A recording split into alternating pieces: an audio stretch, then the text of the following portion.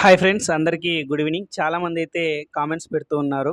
So వారి కోసం ఈ వీడియో రెస్పాండ్ అవుతున్నాను వారందరికి కూడా.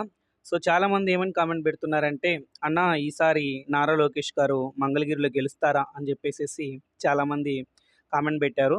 సో వారందరి కోసం ఈ రిప్లై. ఖచ్చితంగా అండి, మంగళగిరిలో చూసుకున్నట్లయితే నారా లోకేష్ గారి గెలుపు ఈసారి లాంఛనంగా ఖాయమనిపిస్తుంది. ఎందుకంటే అక్కడ వైసీపీ అభ్యర్థిని ఇప్పుడు ఒక మహిళా అభ్యర్థిని పెట్టడం జరిగింది.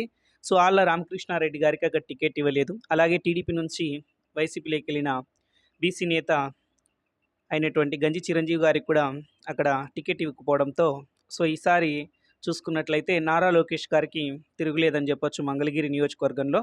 సో మొదటిసారి ఓడిపోయినా కూడా పట్టు వదలని విక్రమార్కుల్లా మంగళగిరిని పట్టుకొని ఆయన గెలుస్తూ వెళ్తూ ఉండడం చాలా ఆనందకరం. సో చూడాలి మరి మంగళగిరి ప్రజల తీర్పు ఎలా ఉండబోతుందో.